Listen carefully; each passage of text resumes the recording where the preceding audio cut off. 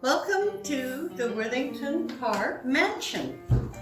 My name is Christine Santley. I am the current chairperson of the museum, and I'll be one of a number of people describing the house to you, describing its history, its furnishings, and what it was like both to live in the house and to restore it. If you're listening to this, you have already accessed the Digital Docent playlist, a series of 12 short YouTube videos.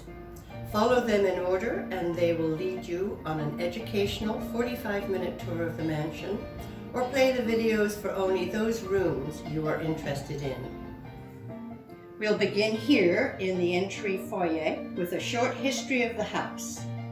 The Hamilton Worthington Mansion was originally built in 1892 for M.F. Hamilton. Mr. Hamilton ran the local goods store where Peninsula Food Store is now. He lost the house during the 1893 economic crash and ended up becoming the sheriff of Port Townsend. The house was sporadically rented or was vacant until 1907, when William J. Worthington bought the house and moved with his wife Grace and their 8 children. All 8 children, 2 girls, 6 boys, went to school in Quilcene, and all 8 went on to get college degrees. When Robert, one of the children, inherited the house, he became the 3rd generation to enjoy this house with his family.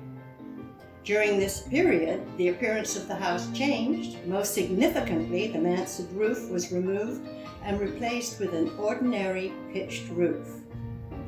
The Worthington family donated the land for the museum in 1991, and the museum bought the entire property, all 10 acres, in 2013 from Eileen Worthington, and that was Robert's 2nd wife. Eileen was well known in Quilcene. Here's Mary Phillips to tell us a bit more about Eileen and how the museum was able to purchase the property. Hi and welcome. My name is Mary Phillips and I was born and raised here in Quilcene. I was a very proud chair of the Quilcene Historical Museum for years.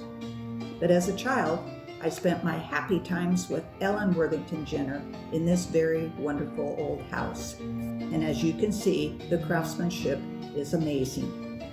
It's a beautifully refurbished house on a beautiful plot of land. We have many to thank for this amazing place, but none more than Eileen Worthington, the 2nd wife of Robert. Robert lived most of his life in this house. He and Eileen loved to entertain here, but bad health forced Robert to live his last years of his life in a care facility. Eileen was known in Quilcene for her very generous nature. She gave the land on which the museum sits. Because of that gift, my friend Larry McKeon, the Quilcene Historical Secretary, and I approached Eileen about an option to buy her house and acreage. She was a bit taken back and replied, "But I'm still here." We replied to her that she'd make a wonderful, marvelous exhibit. She shot right back with, "Oh no, I want to greet them at the door." Eileen was very proud this house and property would go on to be the legacy for the entire Worthington family. Thank you, Mary.